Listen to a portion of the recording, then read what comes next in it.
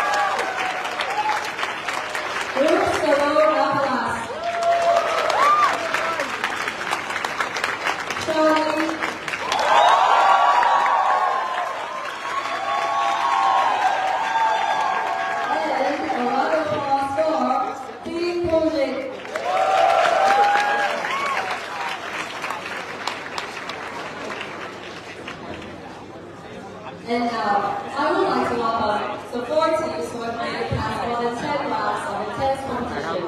So, first of all, let's welcome the opening government, Stanford University A.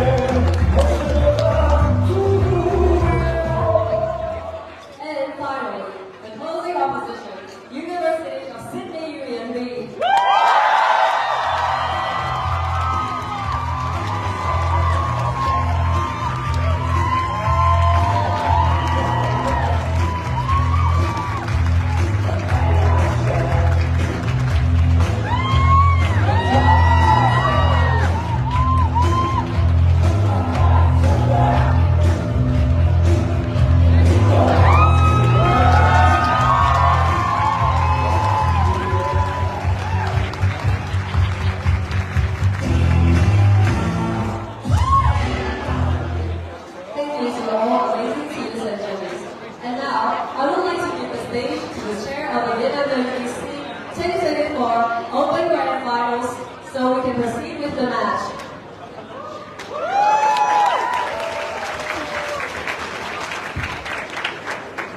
Hello everyone.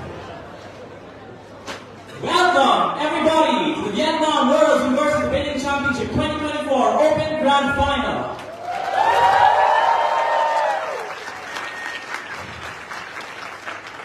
As we have already introduced all the teams and all the panels, we will skip those perfunctory reminders. I would just like to remind everybody in the audience to remain quiet and orderly for the debate to be heard. Out of hundreds of teams, 9 grueling preliminary out rounds, and so many more in-rounds as well, sorry. We invite the teams to debate on the motion. This House opposes the norm to prefer the natural to the artificial. We now call on the Prime Minister to debate the motion that stands as their name. Hear, hear.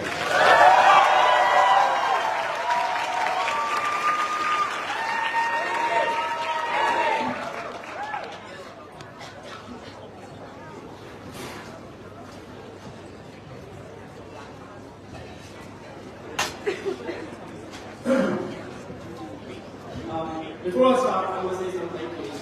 Firstly, when I started debating in back in 8th grade, I had 2 extremely good, great friends. They were Michelle and Fadi. They helped me, they were very supportive of me, and with them I have those endearing memories.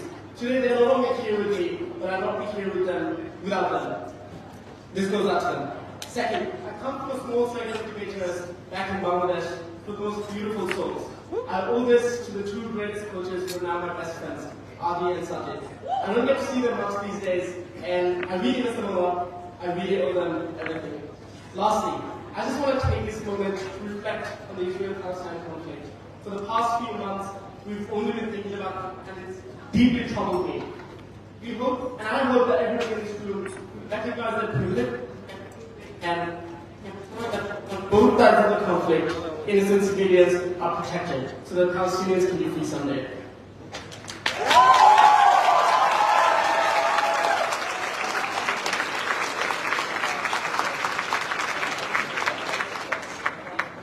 With that, I'd like to start my speech.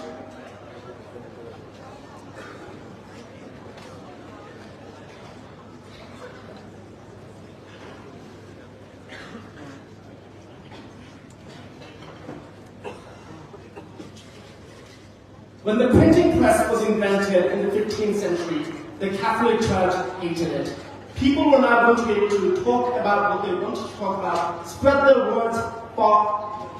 They didn't need to listen to local priests who had a God-sent angel come to them and tell people what they needed to believe in. Pretty much all the establishment was against the wide use of the printing press because it would change the power structures. They were right. It created some level of religious conflict, but it allowed the New York Times to speak up against the torture of terrorists. It allowed us to speak up against the Guantanamo Bay, and it brought back revolution after revolution that brought us to where we are. An obsession with nature is an obsession with the status quo, an obsession with what we believe is normal. It only benefits those who are in positions of power. On both sides of the debate, what's natural and what's artificial are designed by people in positions of power. It includes corporations and politicians who have far greater access to media than the people on the ground. But on a lower level, this also includes, say, a local priest in your local church determining what they believe is normal based on what God believes is normal. What then is natural? First, a couple of illustrations. It looks like, for example, consuming what we believe is normal. So an obsession with organic food that we believe is healthier and natural instead of one that's built in labs. Social and technological progress is largely considered to be non-natural because it's new technology, so for example, artificial intelligence, that's literally got the word artificial in it. It's a fear of changing the nature. So for example, you oppose things like climate engineering, you oppose things like artificial fertilizers and pesticides that developing countries rely on. Then the question is, what really is the underlying characterization of what's natural? Firstly, it's a significant status quo bias. We consider natural to be what's a norm, and changes that deviate from that norm are largely considered to be artificial. Secondly, it's determined by what we believe the constructors of the nature would want, i.e. God and the local priests who get to determine what God would have wanted to be natural. It significantly undermines people's ability to diverge from the current order of things. The norm to prefer the natural over artificial is spread through a few very powerful ways. Firstly, it's spread through a fear of the unknown, a fear of change, especially because you don't know what that unknown is, and therefore it's far easier for people to make all sorts of weird assumptions about what the change would ultimately lead to, and therefore, for example, it leads to things like queer phobia, where people believe that being queer is ultimately non-natural, it's something that's constructed by other people in society. People in positions of power have the ability to pick and choose what changes are natural and what are artificial, and ultimately they do have control over that spread of information. They also have greater control for what you accept to be an acceptable deviation from the norm. The norm ultimately is overcomable. But we'd argue that overcoming requires a lot of resources, lots of advertisement, lots of attempts at normalization, which means that it's only constrained to those people who are big corporations and powerful people with significant access to power. Argument number one, it hinders technological progress. From open government, we want a balance. We want technological progress to happen. We want a wide variety of people to participate in it so that they can compete against one another. That ultimately leads to regulatory pressures. And we argue that unless that does, we also have some level of restraint that leads to bad technology being filtered out. But on their side of the house, technology is ultimately easily cast as artificial, and that progress is significantly hindered for three important reasons. Firstly, because of the status quo bias. On their side, people are extremely afraid of that technological progress because it's easy to prey on that fear. You're told that artificial intelligence can easily rise up and take up arms against you, even in the most available kinds of artificial intelligence clearly can't even clean up a kitchen. But secondly, the companies are fearful of undertaking that mission. Even if there are high returns on investments over the long term, the fact that people can prey on that fear and ask you to push governments into regulating that means that companies are fearful of the bad PR. That means they're unlikely to want to step into that competition in the first place. But secondly, who gets to participate in that innovation is driven by a conception of who we believe will stick to the right natural order. That leads to three important harms. The first is protectionist policies. When you believe that your government or people around you are better at choosing what that natural change is, and then you want them to control what changes are acceptable in your society and what isn't. It gives significant amount of power to governments into designing protectionist policies that prevent that new technology, often very important ones, from coming into your society in the first place. But second, it leads to over-regulation of companies, and we know it leads to preemptive regulation. When you choose to regulate and prevent them from developing those products, even before any of those harms can even be materialized in terms of imagination. But lastly, local priests determine what that natural change is. It leads to things like the anti-vax movement, when local priests determine that some viruses are the natural things that you should accept as opposed to vaccines that try to kill them. People in positions of power often have incentives to do this, because firstly, bigger corporations ask for regulations to prevent newcomers from coming in. So for example, you look at OpenAI and Google that wants regulations on artificial intelligence in the presence of fear of newcomers like Mistral AI, like Anthropic. But secondly, it looks like local governments or like federal governments that are afraid of technology coming in and redistributing power, allowing people to speak up against things that are harmful in society, and they're afraid of that. What then is the comparative? Why is it that we believe that bad technology has natural ways of filtering out on our side of the house? The first reason is that we won't be too fast on our side of the house. There's high risk of innovation. For that reason, it's often not too fast. But secondly, bad technology is filtered out by significant public criticism once that technology is invented. Yes?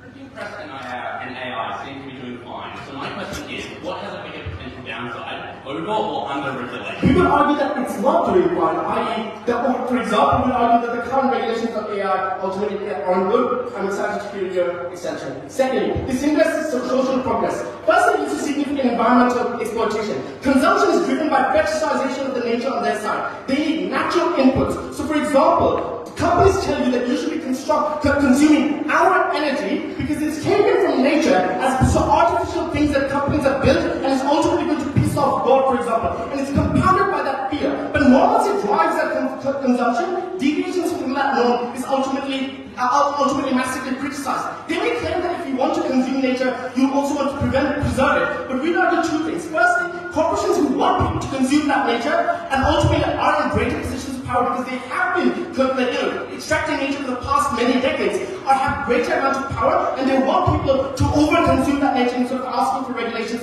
But secondly, people have information gaps. The deep fear means that they ask for regulations that are ultimately harmful. It also leads like normalcy is being seen as a prerequisite for social progress, which leads to homophobia and queerphobia. seen as unnatural when seen as artificial. All these reasons, practical.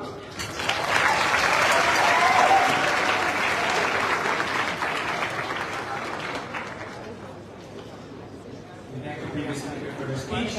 We now call on the leader of opposition to continue this debate. Here's him.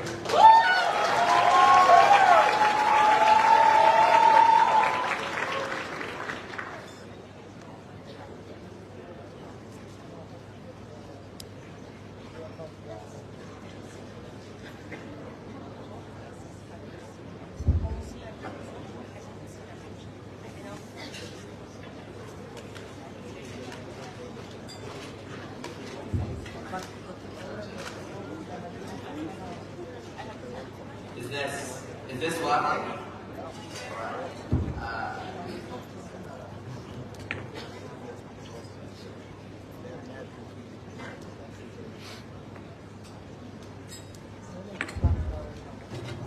Okay, before I start, I want to thank two people. I want to thank both of my long-term debating partners, Mark, who's here, and Zarina, who's hopefully listening. Two of the kindest, most intelligent, most giving people I know, and they've made this activity worth it for me. Although I'll be honest, standing here and giving this speech is also pretty cool. Alright.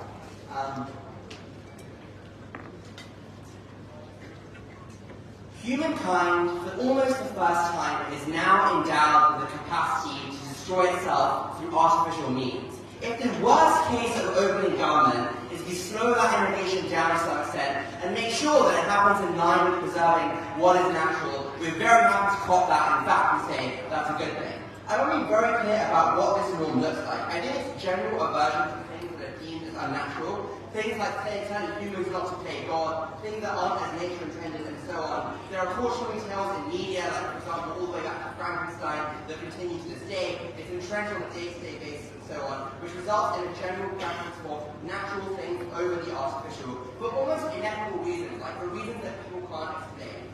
What is the idea? Why is the idea of what is natural something that evolves over time?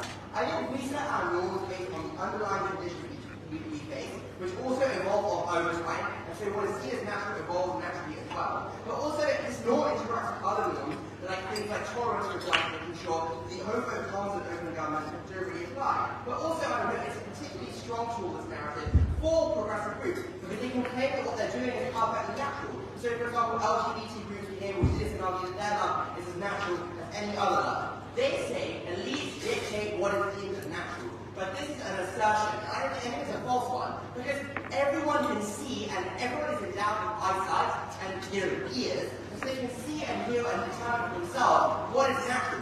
It's actually far more easy for people on the bottom level to come up with something for themselves, with the alternative on their side of the house, which is at least just dictating things based on things that the ordinary people don't even have access to, like direct word of God, or whatever it might be. Okay, I want to talk about two things in this speech. Firstly, why a general aversion to the artificial is good, and secondly, why a general preference for the natural is good. First of all, why a general preference for the artificial is good. I would posit that this norm essentially keeps humans safe. Without this norm, humans are too willing to adopt and becoming increasingly more persuaded by artificial things for three reasons. First, because it's optimism lies that people want cheap and easy solutions. Second, because it's general ignorance of small probabilities. So there's a small probability of things like extinction, for example, people ignore that because they're unable to keep the mouse in their head. But third of all, because markets and elites who are often doing this innovation and coming up with more artificial solutions are often privately held and so politicized that they have every incentive to encourage people to adopt that artificial solution. I think that this narrative constrains that piece of development, because now people are fixated on naturalness and the seeming wrongness of that. They think that people are playing God, for example, on a bottom-up level, and every single person in society, from the elite downwards, is affected by this narrative overall. And opening governments seem to accept this, because they're like, we get far stricter regulation. Fair enough. They might say that fear of extinction or these kinds of long-term harms are sufficient to avoid all of the things that we're talking about. But I don't think that that's the case. Because the harms of artificial things are often, one, long run, so people are unable to factor into their ordinary decision-making calculus. Two, often are unforeseeable for the reason that you don't know how this generally transformative technology will interact with other things. And third of all, the abstract percentage reasoning I gave previously that people often don't understand. And like you see this right, when lawmakers are quizzed about existential risks and so on, they don't really know what they're talking about. So we give them a very easy to understand, very accessible narrative that tells them that the artificial things are bad, the natural things are better, and so they shouldn't accept this change. Now, they might say that we get absolutely no innovation on outside the house. But that is clearly not the case, given the printing press is now something that is widely adopted on outside as well. I think that we do get innovation. Crucially, innovation that is often done to preserve nature and often done to enhance it. So, for example, we get things like climate regeneration or re-engineering, because that is justified as something that preserves the natural environment, for example. Same with genetically modified crops, which ensure that those crops are able to continue to survive into the long term as well. But the threshold for getting this innovation is far higher, because for the reason that obviously people are more afraid of the artificial and have a preference for the natural, as they themselves say, on every level. But that just means that the innovators themselves face a higher burden to demonstrate that what they're doing can be brought into line with nature in itself, and they face more stringent regulation. But insofar as they're able to pass that, we're far more happy to prefer that, because yes, we might delay innovation by like a decade, but that means that we remove the possibility of by far the worst harms occurring that will genuinely be irreversible and catastrophic. Before I talk about valuing the natural good, I'll take the okay. Alright, fine, I gave you the chance. Alright, why is preserving nature really important? This narrative implies that the natural is better than the artificial, which implies that naturalness has some crucial value as a property. And crucially, it is a value that is almost incommensurable, that is almost ineffable. You can't even explain why it is that you prefer nature. You just know that you really love the British countryside, as I do, or things like that, or other fellow humans and so on. And so, this means that you place far more of a preference on natural things. The most natural things, obviously, are ones that are found in the state of nature, the planet itself, and animals and other people. And this narrative, we think, requires you to place additional value on those things above artificial things. Like, for example, even insofar as you might have artificial alternatives to things like nature, you might have some virtual reality thing, or your phones are providing with an ample distraction, or whatever it might be, that is seen as less valuable now than something that's artificial, as opposed to the potential natural benefits that we claim on our side of the house. And I think what this means is that people are extremely now motivated to preserve the natural on our side of the house. Because you're protecting something that is incredibly worthwhile, but crucially is irreplaceable, for the reason that obviously it can't be replaced by anything artificial, right? Because obviously the artificial is wildly natural. So it is super motivation for people, which means that people are now having far more incentive to do things, like preserve the climate, for example, because that is what means to preserve nature. Preserve animals, for example, again, because that's seen as natural. Or even just caring for their fellow human being who are also natural, or just going outside on a walk rather than spending all their time indoors as well. I think this is extraordinarily valuable.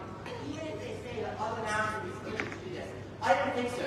Because I think that this narrative, insofar as it shows that one, naturalness is something that is extraordinarily valuable, and two, that naturalness is something that crucially can't be replaced by artificial alternatives, is uniquely motivating for people to ensure they do things like continue to preserve the planet that they live on, because that is something that is incredibly valuable. Crucially, and again, all of the harms I was talking about, the reasons why, for example, existential risks aren't changed for, they also apply to this climate change impact as well. Again, all the harms are wrong and they can't be seen. But what's concrete is a piece of nature being destroyed, and that means concrete on the ground opposition we support. But also on an individual level, I think what this means is you are far more willing to engage with the natural world, talk to their fellow human beings, go outside and take a walk, and just on an individual level, that's great, even if you buy none of the broad societal things we share. Very, very proud to close.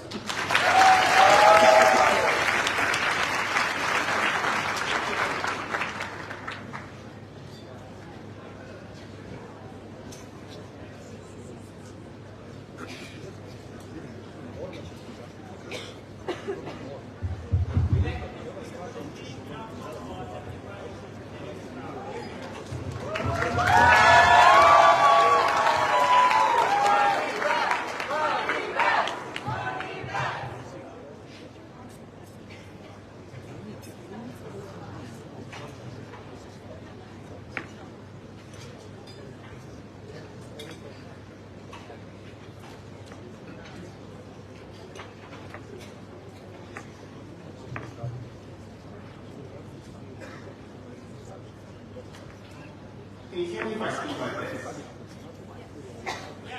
Before I start, I just have a brief thank you to the various families I've built throughout my time relating. It's it's my own family, it's my family back home in India and Indian schools debating society that taught me how to debate to begin with.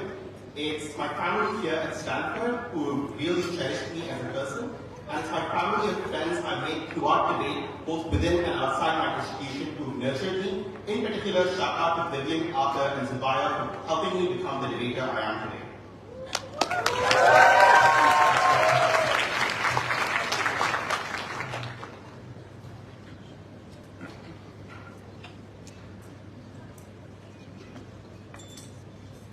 As it often is with me, I'm going to start with a story about fertilizer. In 2021, pressure from environmentalists like Vandana Shiva drove the conservative Sri Lankan government under Rothery to ban chemical fertilizer and GMOs on the idea that it was unnatural and had the potential to undermine Sri Lankan agriculture's ties to nature. But in the process, what resulted was a fall in agricultural productivity, which meant key exports like tea suffered and Sri Lanka could not access hard currency. This precipitated a Sri Lankan economic crisis, while the same groups pushed against genetically modified crops like golden rice that were modified the natural state of these crops in order to ensure people could access vitamin A throughout sub-Saharan Africa. I do not think the natural is inherently superior to the artificial, and fetishizing the natural simply hurts both individuals and nature. I'll chat about two things. First, the adoption of technology, and second, social progress. On the adoption of technology, on both sides of this debate we acknowledge that technology can sometimes be a force for harm, like causing existential risk, and sometimes a force for gain. Because historically, technology has often been necessary to fight existential risk. We need technological innovation to build the clean energy necessary to secure us from climate change. We need technological innovation to build the walls necessary to protect us from natural disaster. In a context where technology can either be good or bad, there are three reasons our side's narrative provides a substantially better balance between good and bad technology. The first one, most definitely, is current checks on technology are sufficient to moderate creation of technology, and their side of the house is much more likely to quantitatively gut technological innovation. Aniket argues that right now, people by default will adopt way too much technology. And he has two arguments for this. The first one is that markets and elites have every incentive to invest tons of money into developing technology. I'm not sure this is an incentive by default, because technology is extremely risky. Any given investment could fail immediately, and you face substantial competition with existing products that large corporations often already have access to. So why bother spending tons of money on developing a new technology that may or may not come up if it might fail when you have existing lines of products and existing streams of income? This default risk means markets and elites are not by default pushing for technological innovation that could take revenue away from them. To be sure, in fact, they do have incentives because they know there are high upsides when technological innovation happens, but it requires knowing there is some critical mass of people to buy and use technology. Their second argument is there's optimism bias. People struggle with small probabilities. This is entirely assertive. I actually think people are generally pessimistic about technological progress on their side as well. Quite simply because people maintain some sort of fear of the unknown and some sort of risk aversion, where they want their lives to stay as there is. It's well documented in behavioral economics that people have loss aversion, where losing things they already have seems far worse to them than not gaining additional new benefits. And this cognitive bias likely constrains the extent to which technology can emerge in the status quo. Given this context, it is likely that we have a balance between, on the one hand, corporations really wanting to sell technology and people being open to it, and on the other hand, people having some biases against adoption. On their side, this balance is disrupted because anything that seems as unnatural is viewed as disrupting what Aniket describes as an undescribable and critically important value of everything natural. They say, however, that good technologies are justified as preserving nature. And that brings me to the second deadlock breaker. To the extent that technological progress continues to exist, you get far worse and more dangerous technological progress on their side. Here's the argument. There is a selection effect in terms of what technologies continue to remain on their side. And that is technologies built by corporations that have the most capacity to push this narrative aside and convince people to adopt technology. This requires having access to tons of money to spend on PR, advertising, and lobbying. This requires existing trust from consumers that comes from things like name and brand recognition. All of this belongs to a small few corporations. This is critical because it means when technology is innovated on their side of the house, it is overwhelmingly concentrated technology that does not experience external competition. That's why you do have AI on their side of the house, but you have AI in the form of a couple of companies that are more easily able to lobby, evade regulation, and evade accountability when they are not caught in PR competition battles with a range of other AI startups to keep them in check. So they got competition. But this is also important because it means these are also the companies that have least care for social responsibility because they are large monopolists owned by extremely rich people and there are low access barriers for ordinary people trying to develop technology. No, thank you. But the third dialogue taker that we give you, and this is critical, is who gets to access technology. It is strong to develop fertilizers on their side, but the people who are most recalcitrant and the least willing to accept things like fertilizers are people who do not have access to as much information and therefore default to the behavioral reaction they have in this narrative. So people without education, the poorest of the poor are the farmers not adopting fertilizer, while people who are getting vaccines and getting fertilizers are richer, so they entrench inequality even further. Before I continue, closing. Under the status quo, the rich and powerful benefit disproportionately from technology. They get to own it, they get to make money from it. If they control the narrative, why would they push back against that? No, so our convince the lack of this narrative means insofar as demand for technology continues to exist from a broad swath of people, you want to build technology for them, and competition means you will try to serve things like underserved communities in order to access them. That incentive goes away on their side. Insofar as technology is often a force for good and necessary for us to fight existential risks, we get a far more accountable version of technological innovation that is keen to do things like lift people out of poverty. But second, I want to chat about social progress. Here their primary claim is about environmental damage, that you want to protect nature. There are two problems with this claim. One, on both sides of this debate, you want to protect nature insofar as it affects your life. For example, you do not want to breathe polluted air, you do not want to deal with natural disasters that rise from climate change. But the form of natural protection that exists on their side is natural protection tied to preserving the status quo of nature rather than protecting yourself from climate change. This is what leads to groups like the Sierra Club blocking wind projects on the basis that they disrupt wildlife or they disrupt farmland. So we get protection of nature, but we get protection of nature in a meaningfully progressive way. But second, the demand for natural products and natural consumption means more rather than less exploitation of nature. Please close.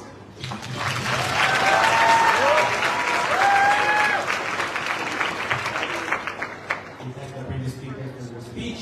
We now call on Deputy Leader of Opposition to continue this debate. Here.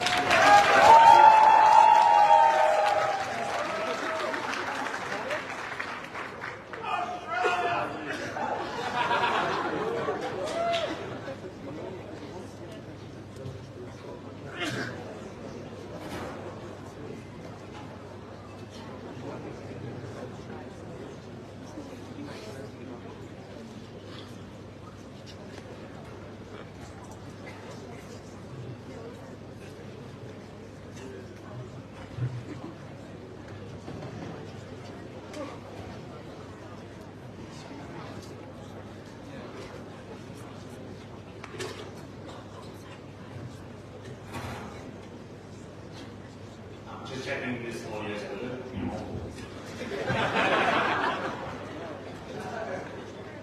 Does this work? Okay, glad to hear.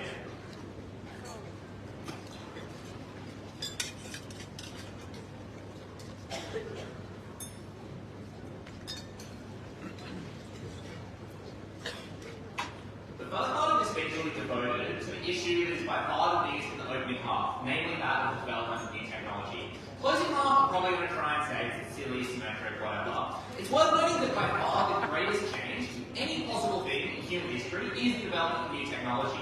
Because insofar as maybe some person is nicer or meaner to someone day to day, there is some social change or another. It is technology that is uniquely cumulative and technology that uniquely leaves a permanent footprint. All sorts of things happen in the first millennium AD. By far the biggest ones and the most momentous ones aren't the great wars or the deaths of kings. They are the inventions of new technologies into the printing press and the computer. That is what this debate is about. We noted in opening opposition that there is a great lust for new technology on either way, far more than is sensible. Opening government says people actually don't really have that much of a desire for it. They say, first of all, there is status quo bias. But given their own characterization about how the status quo is full of problems, clearly people probably don't seem that much too biased in favour of it, given that it's actually quite undesirable. Second of all, they say people are risk averse. But per the previous framing about their existing significant problems in society, people probably aren't particularly attached to the status quo, plus the fact that, given they're in a bad position, they're probably highly risk-seeking, because they're taking a small chance of getting out of that misery is something that actually means they're far more likely to support radical things. See, for instance, the fact that poorer people tend to buy lottery tickets at far higher rates than wealthier people. The third thing they say is that powerful people prey on fear. The issue is this is symmetric. They can prey on anything. They can prey on people's desire to solve problems or whatever. We give reasons that aren't symmetric. First of all, an optimism bias, where people are able to buy into the PR campaigns of companies that sell solutions, even solutions that are highly risky and that might go wrong. Second of all, people systematically misunderstand the risks. That is because the risks in many cases are completely unknown. For instance, thalidomide has ruined the lives of thousands upon thousands of people, affected the growth of fetuses through a mechanism that was previously unknown and which was thought impossible. And so we say having a sort of precaution is something that is necessary. But also we know that even when people are aware of the risks, they systematically underweight them just because of the human propensity to underestimate small probabilities. The third, I'm sorry, I can't all say this. And this manifests in companies in the status quo moving fast and breaking things by their own confession. And so we need an aversion to the unnatural, to the anti-natural, which means, first of all, that those firms that are doing the most radical things are the ones that, for instance, find it harder to get talent and financing. But second of all, there is far more democratic will behind things like regulation. And no opening government. They can't just do a bit of marketing and suddenly hoodwink everyone. Per the characterization of this debate, this particular norm is a very strong one, and one that actually does shackle the government. I'm not sure how putting a few ads on TV with your corporate dollar is enough to radically change that. And so, when they talk about fertilizer, and they use that example of a ban that was repealed, we would note that, for instance, the sensibilities and pragmatism of voters tend to prevail. Good technologies end up getting adopted. Similar goes to the printing press, which first of all was never ever conceived as being something unnatural. Second of all, the Catholic Church was going to impose it anyway. So we noted on our side, big gains get made anyway, because there is still a large enough customer base, even if not an extraordinarily large one, and because, although we impose some regulation, innovation is still more than possible enough. And we would note that we are correct, because technological development happens in the status quo, right? And we're not giving this debate in like mud huts or anything. I think that is proof enough. And so, to weigh this, maybe on that side we get development a little bit faster, but we're happy to wait. Me eating an ice cream tomorrow gives me just as much happiness as eating an ice cream today. I'm not sure why we're in such a hurry. I think we should play today. How many genders are there in the league? Okay, this is actually a really fascinating topic in biology. Like, if you look at the development of like salmon or whatever, but because stuff is about how like homosexuality is being branded as unnatural. I think, for instance, pointing to the fact that homosexuality is something that's incredibly widespread in the animal kingdom is a uniquely powerful rhetorical tool, or at least powerful enough as like, you know, the alternative. So, we would note that technology going way too fast is by far the biggest harm in this debate and outweighs the potential benefits of opening government of technology moving faster than normal. First of all, failure of technology and there being bad negative externalities is far more common than not. We would note that the world is a complex place and all sorts of things happen through mechanisms that we don't understand. The first generation of GMO crops are actually shockingly vulnerable to particular diseases, and so we think it's probably good that they waited a while before putting them to market. Because second of all, the harms on their side can be permanent. We're talking about existential things, such as, for instance, artificial intelligence, which can rip power out of humans. Things like solar geoengineering, which people are proposing to completely change the composition of the Earth's oceans and atmospheres in order to deal with climate change. Things that could set off awful feedback loops. Things that could actually alter the environment to horrible ends. All things like, for instance, the development of technology which allows people to create viruses, things that actually do have significant risk of ruining everyone's lives. Third of all, the bad effects lead to progress being slow. So even if progress is the only thing we care about, they don't get it on their side. Because we would note, for instance, when Theranos imploded, development into biotech was like slashed for the next 10 or 20 years because the investors see this as a scam. Because people see this, and sure, we do have some failures on our side, but they have so many more failures that we don't have this aversion to the unnatural. They have two general claims. The first is that you need technology to stop risks. But first of all, often there just is no such technology in the case of geoengineering or artificial intelligence or artificial viruses. Who knows what this technology is? Second of all, the norm probably doesn't apply to those things, right? Like, with renewable energy, no one is like, oh, solar panels are so unnatural. God didn't give us solar panels. So like, come on, people are still sensible. They still have their wits about them. The second thing they say is the lack of technological development poses by far the biggest risk in society. But, per previous analysis, we still get development of technology on our side. So, at the end of this speech, to do some weighing, we know that by far the biggest thing in this debate is the consideration of risks. And sure, they can say this is all speculative when we're talking about things such as near existential risk. The thing is, I can close my eyes to label us as speculative, but I want you to keep this image in your mind. Even if we show there are only very small risks, for instance, if you're playing Russian roulette, you're going to have a 1 in 6 chance of dying. We think by far the most important thing in the debate is about increasing the money that you're paid to play Russian roulette, such that you get like $100 if you survive. Even if that applies in by far the most numerous or most probable case, the far more important consideration is actually removing the bullet from the chamber. But second of all, we would note that there are many smaller risks, and there are so many of them that are almost certainly likely to materialise. Things like the failure of thalidomide, and these stories which support the anti-vax movement, things that actually slow development. So on our side, we get more technology, we get safer technology, we get technology that ushers in a far, far better world, and a better world for all. That is not speculative. That, even if it is speculative, is by far the most important consideration in this debate. That's why we're so proud to stand and open opposition.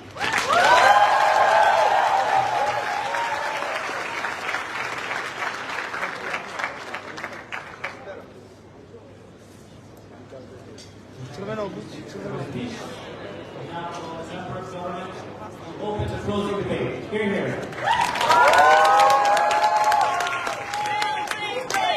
Belgrade A, Belgrade A, Belgrade A, Belgrade A, Belgrade A, Belgrade A.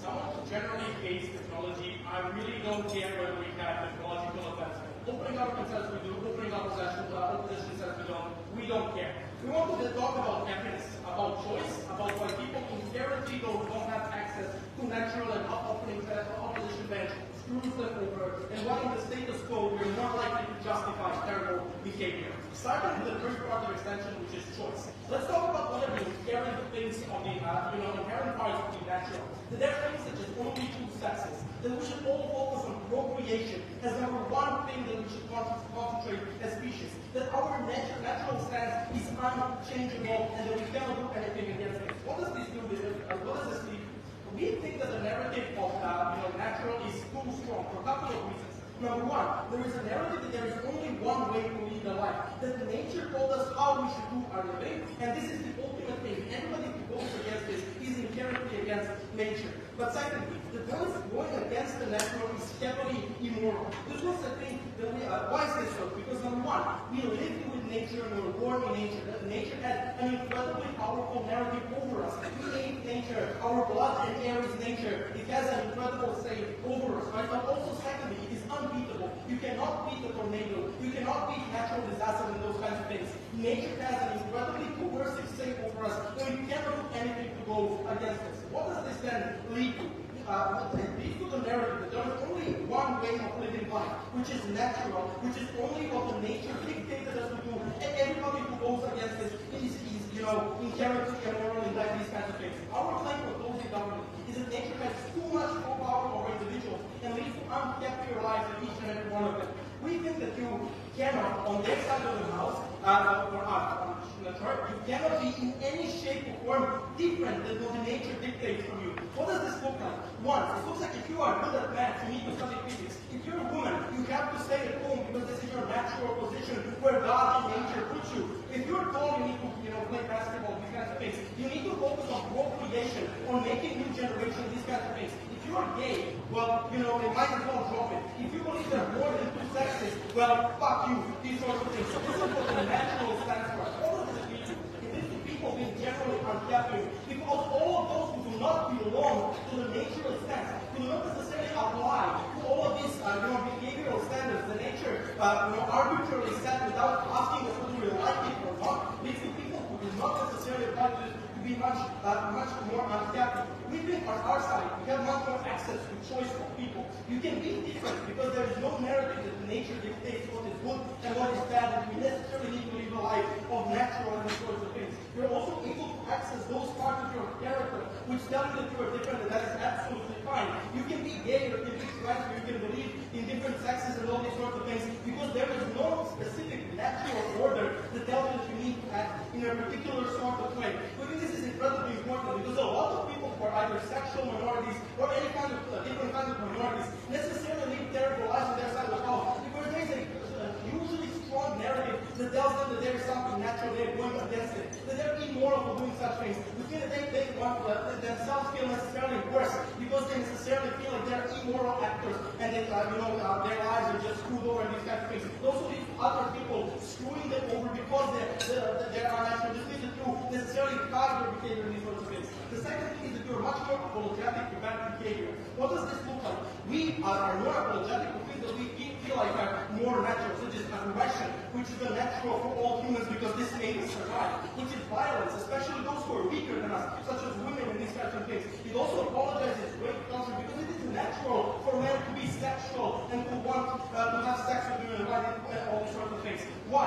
Because this behavior is necessarily seen as something that goes for the standards of nature. Nature sets these rules, and we need to abide by these rules. And millions of people on their side of the house are under the influence of such a narrative. This means that we're apologetic to these kinds of behaviors, which is necessarily a terrible thing. Because you feel like you want to stick to terrible narratives. We're all just natural beings, and if you did something wrong, well, fuck it, you couldn't do anything against it because you were a natural person and you couldn't do anything against it. You're only going to in line with your nature and these sorts of things that for whatever you did, it's only natural and you should feel fine about this. What this means leads to is, generally being apologetic to terrible behavior, which in and of itself is a terrible thing, leads to a lot of people doing things because they know there is no specific answer of the society for all these things. But also victims feel worse because they feel like there is no response to the society for all these kinds of behaviors. But also they themselves feel terrible because they feel like if they don't accept these things, they're also doing unnatural things. This is something that is inherently terrible for all the natural situations that they themselves play.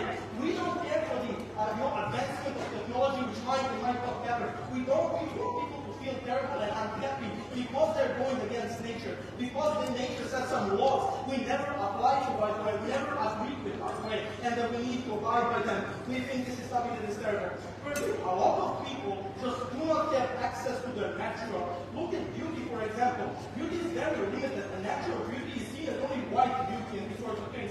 Or there's only two sexes, only straight is natural and these sorts of things.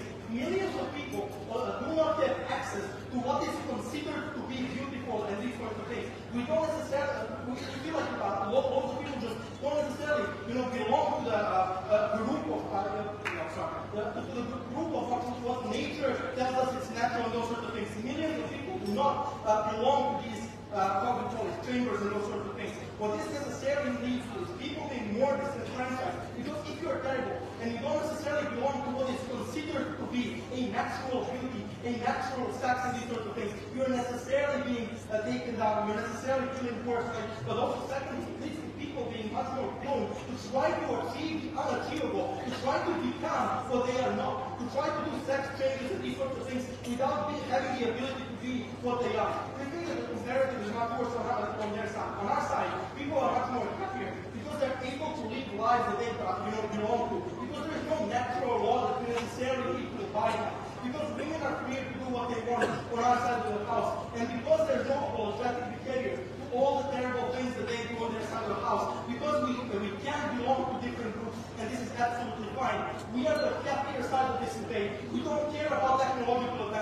We only care about people being kept here. This is something that comes necessarily when we don't have natural laws that we necessarily must abide by, which may I suggest we never agree to, and they're, by the way, terrible, old, and scrutinized. Fuck them. Open season.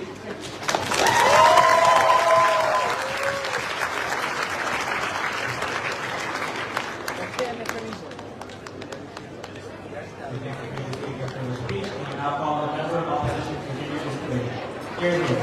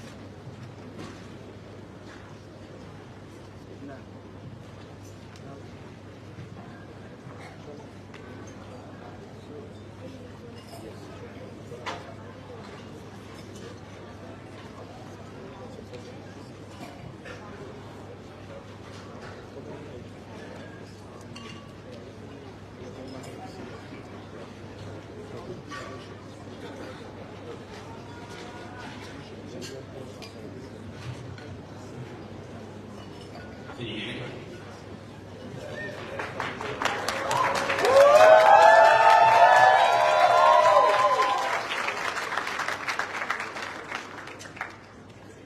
Two contributions from closing opposition.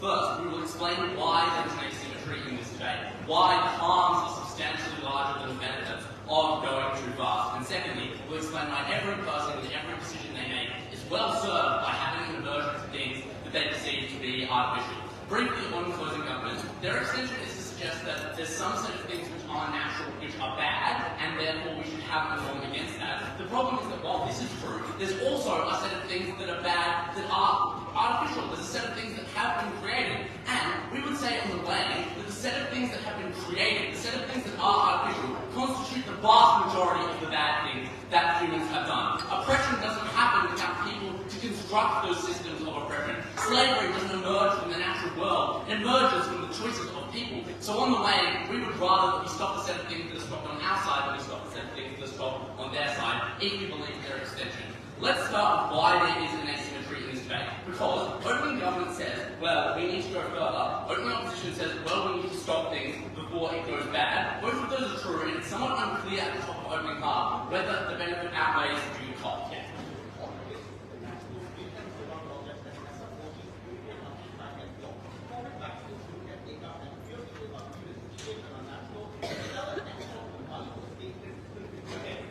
The problem with this is that the vaccines have enormous uptake. New build solar is the cheapest form of energy anywhere in the world, and what that suggests is that when we told you that the elites are the ones who construct these narratives, the elites benefit from technology. They're not likely to construct it in this incredibly stupid way, and all of the examples that they use in their case are things that are pointed out and done pretty well. The printing press did pretty well. AI has an enormous amount of investment. It's clearly not been a big substantial barrier. Why is there an asymmetry between the potential harms of going too far and the potential benefits of not going far enough? Opening opposition says the asymmetry is in the size of outcome. That's to say that the harms of planet destruction are way worse. But I think opening government is fair to point out that also the benefits of technology have been enormous. They've truly transformed the way that we live. How closing opposition will answer this question is to explain that the reason the asymmetry exists is because if you slow down, you can go back and go faster. But once you start, you can never go back. You can never put the gene back into the bottle, and that is why the harms are so much larger than the benefits.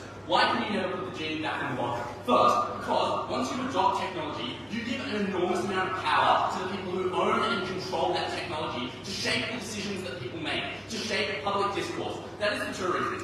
First, they accrue an enormous amount of wealth, and wealth gives you power in other ways. Wealth is a barrier to political power. Wealth brings you into circles with the people who are powerful. Wealth gives you the ability to donate to political parties to get so within them. So when you give them wealth, it's very likely that their power means you can never go back. But secondly, technology is often about communication. The other way that wealth is really important is that it allows you to purchase the channels of communication. So you're more likely to be able to own a newspaper, you're more likely to be able to own a television station. But secondly, technology is itself often about communication. What that means is that when you have a piece of technology that controls people's communication, things like social media, things like artificial intelligence, which controls how it is that people get access to information, you can control their information guides, so you're never able to go back. The second reason you're never able to go back is because technology builds on itself in a way that is incredibly hard to predict. Because we didn't know that someone trying some simple upscale algebraic techniques in order to build a simple people classifier would later lead to the ability for us to have bots that are changing our political situation, which means that you're unable to go back, because once you've created that technology, it's widespread, and it's also, technology has incredibly low marginal cost to reproduce. The vast majority of the cost is in its creation. And the fact that it has low marginal cost to reproduce means that it spreads incredibly quickly and that you can never get every copy of it down from the internet. What is the weighing of this contribution? The weighing is very simple. It wins the opening half. It's unclear at the start of opening half whether it's good to go further or it's good to stop. We explain why there is asymmetry in that question, and we explain why opposition bench wins this debate. Second contribution from closing opposition will explain why it is that an aversion to things which feel artificial are in fact good, right? Because what happens generally, the way that this norm works, is that you get a feeling. You feel that something is a bit artificial, and that means that you have an aversion to that thing. And we would say that decisions that are made on the basis of feeling that something is a little bit artificial and wrong are often better decisions. The first thing to explain is that humans are incredibly imperfect decision makers. They don't act on perfect information. They often have incredibly limited logical faculties, and they're often being deliberately misled. And what that means is that we need cheap heuristics, like, is this thing artificial? Does it feel a bit wrong? To direct us away from things that are potentially dangerous. Why is it that the set of things that are artificial are more likely to be dangerous than the set of things that are natural? Because obviously it is possible that things which are natural and things that are artificial are both bad, but we would say it's more likely that it's artificial that that thing is bad. First, because artificial is things that are designed and manufactured by people, and people have perverse incentives. And the structural reason here is the vast majority of society is zero-sum. You're competing for the money, you're competing for the prestige, you're competing for the position. So what that means is that you end up in a situation in which, when things are constructed by people, they're more likely to have perverse incentives to screw you over. Secondly, artificial things are more likely to be able to convince you that they're better than they are, because they're constructed to get people to use them. They're constructed to get people, to make people want to purchase that good, to use that service. And that means that the fact that they are able to push you further to believing that you should use this thing means that we need to put a counterweight against that in order for you to actually make a correct decision, because you feel it is a little bit artificial. And this stops you from making those bad decisions, because you see, and you can't perfectly figure out that this thing is harmful. You can't figure out in what way it is harmful, but you can figure out that it feels a little bit wrong, and that often makes you make good decisions. So, that means that you stay away from things that are harmful. That can be on the level of goods, so you don't use this thing because it feels a little bit wrong, it feels a little bit artificial, even though you can't fully articulate the harm. But also, it means you stay away from people who you feel are being a little bit artificial. People who you feel aren't being their natural selves and are putting on an artificial front. But secondly, I'll notice that artificial experiences often don't align with our actual preferences,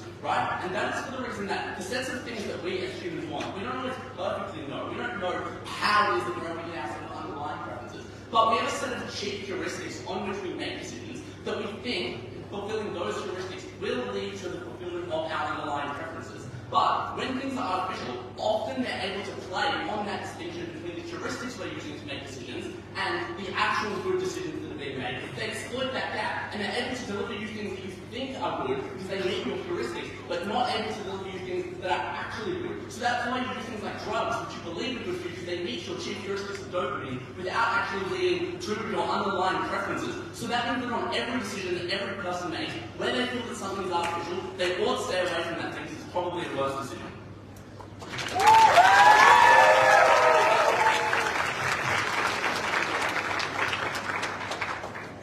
We thank the previous speakers for their speech. Before I call on the next speaker, I'd like to briefly remind speakers to use the microphone and basically wise for the benefit of the judges and the audience. We now call on the government to continue this debate. Period.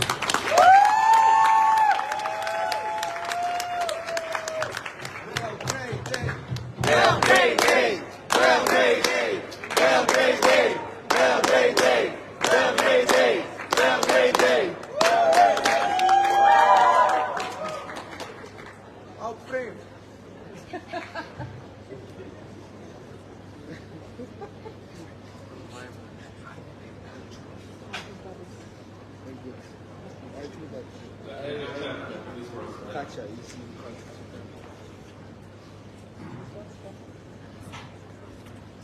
In order to come to this competition, we all entered in some flying object where we watched some entertainment that was put there, where we could connect on Wi-Fi the technologies we cannot see and we all communicate.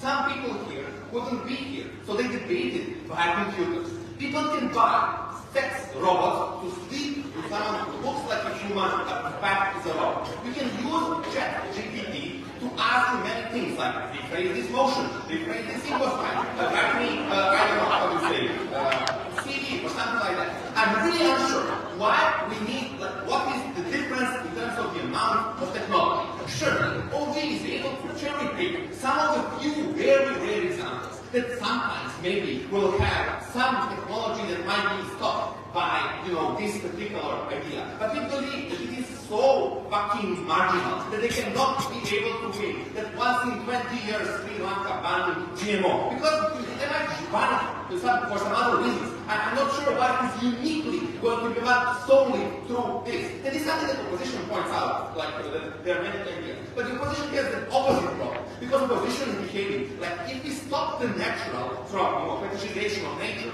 we somehow going to fetishize artificial. There is zero analysis to this.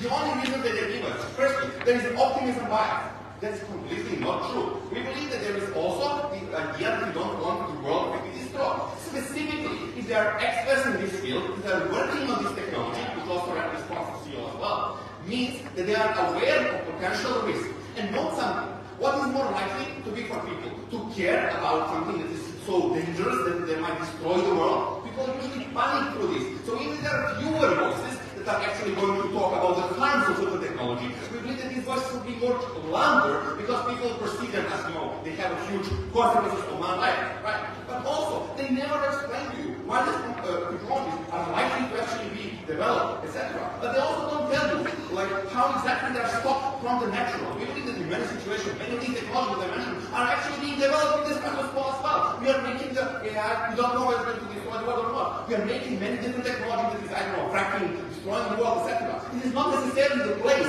where the nature and this narrative or whatever the notion is about is set about technology. No, thank you.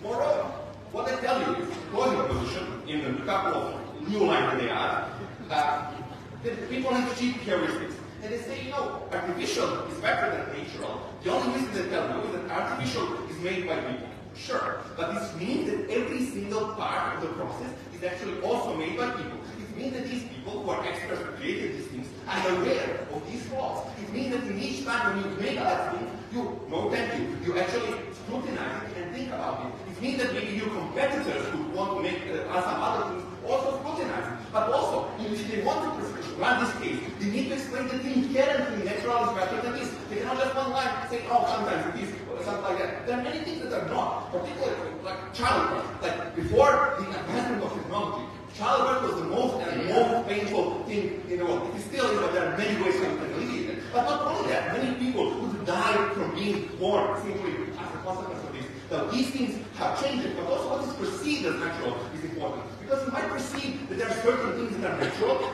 that doesn't necessarily be natural. They say, but there is interesting biological theory, whether there are more than two genders in, frogs. Yeah, but probably random individual doesn't read interesting scientific papers like Oxford A, but they rather go into very simple principles. What are simple principles? They see male horse, they see female horse, they see male horse getting on the female horse, a baby horse. This is really better to nature. It's not reading about the scientific principles. This is literally how people perceive the world. This is the inherent fact of the nature that closing down the brain. And even if it's not true, it's still not seen. Similar to the homosexuality, they say, there is a lot of homosexuality in the nature. Sure, but many people don't perceive it as natural. They don't they are also natural, etc. Or very convenient. They're going to demonize gay people for being gay and natural, but then they're going to give them the same idea, so that after hundreds and hundreds of years, they can use that same idea to fight back. We would rather that from the beginning. Sure, OG mentions queer phobia, but you know, they mention many words. They don't explain it. And then the most unique thing is the procreation, the making of the new life. The animal kingdom, and you see two genders, they procreate, the forms of life, this is procreation, etc. But it's not only about queer phobia, people, etc. There are many choices, many agencies that is harmed by this.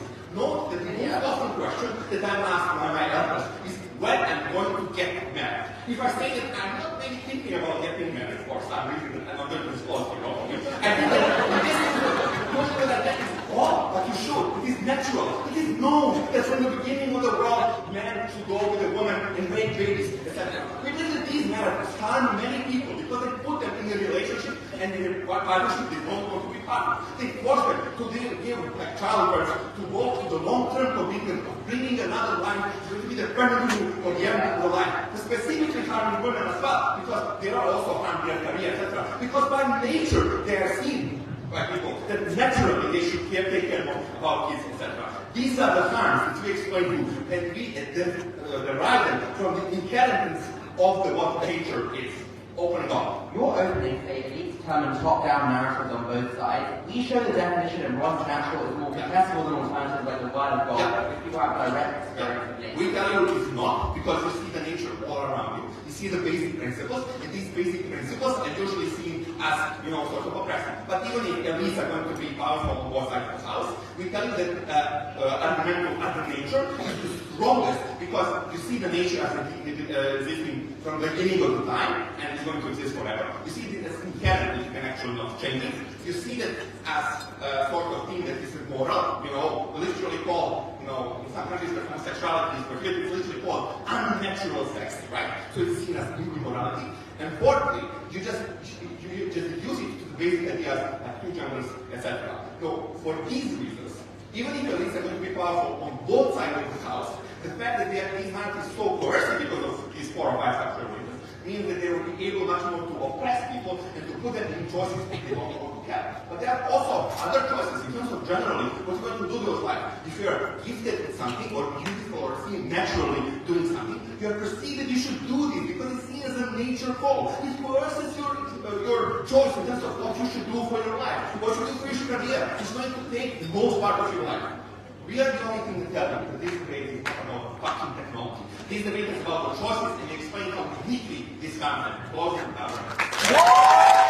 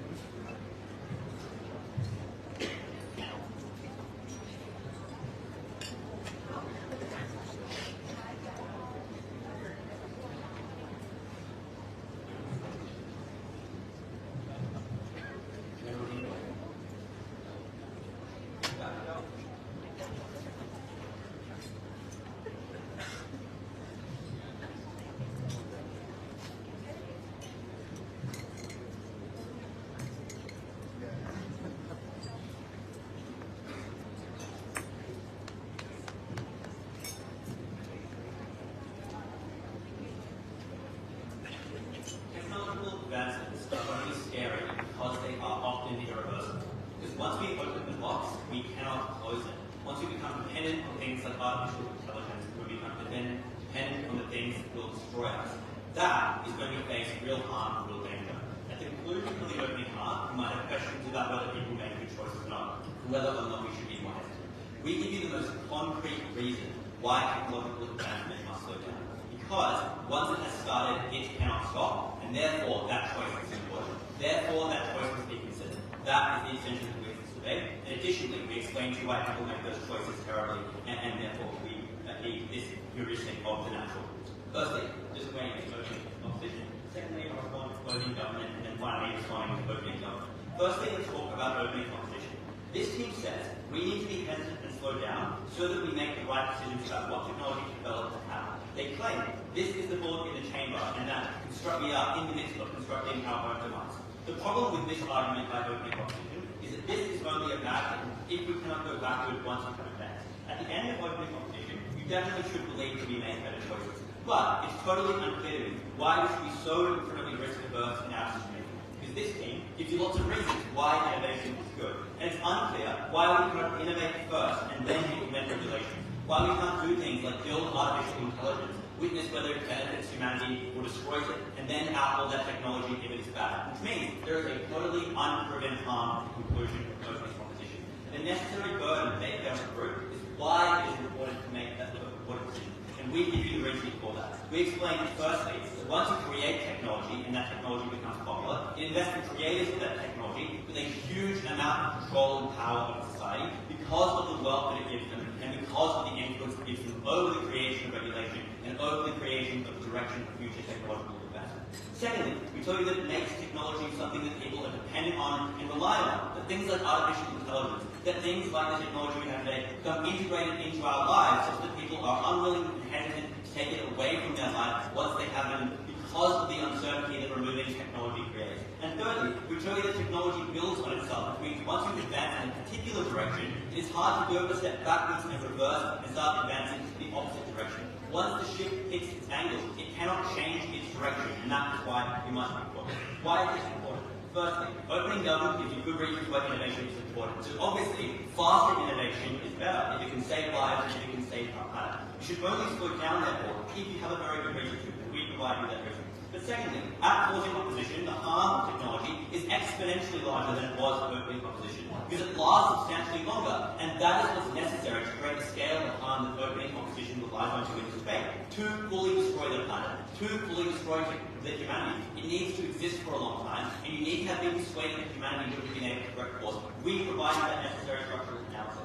Second extension we tell you then is on making better choices. Opening up acknowledges decisions that people make are chosen binarily. This should suggest to you that some technological advancement will occur on either side. But on scale, our contribution here, in the way that it applies not just to technology, but to every other decision that people make, is extremely large. There are 8 billion people on this planet making decisions every single second, and many of those decisions are life-changing. Which partner you choose to be with can define how happy your life is going to be. What decisions you make when you meet a new person can define whether that person ends up abusing you. We explain why the heuristic of being averse to interactions that are natural and strange is what gives people safety. That this norm doesn't come from nowhere. It comes from the fact that evolutionarily, our dedication to understanding the natural is what has kept us safe from extreme danger. And this is substantially more important in addition because it impacts the arguments around technology. They say, well, people making technology will make it good. We explain why those people have perverse incentives. They say there's market competition, but people are poor decision makers, which means that market is often very imperfect. We explain that, like choice is potentially better on our side. Next thing I'll talk about the government. Well, that's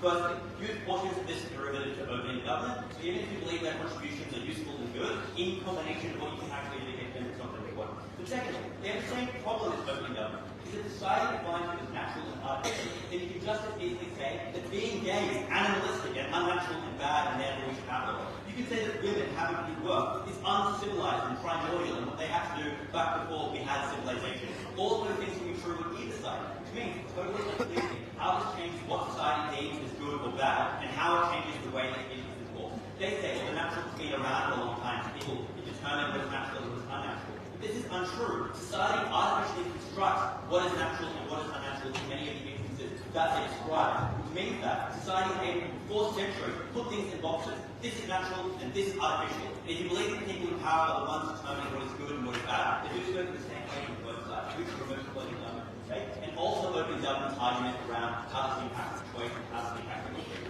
Let's then talk about technology from opening government. They say they get more advanced technological advances.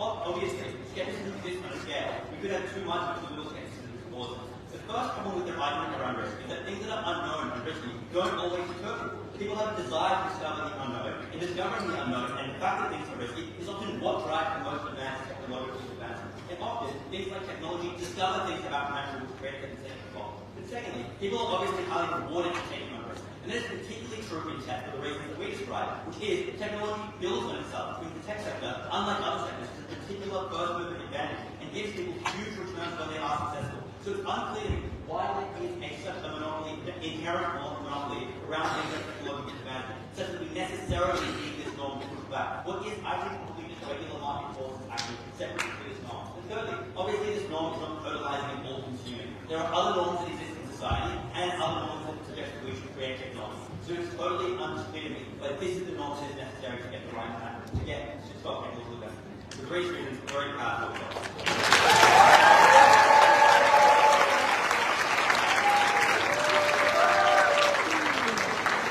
For the speech and indeed all speakers for what was an excellent debate. Please cross out.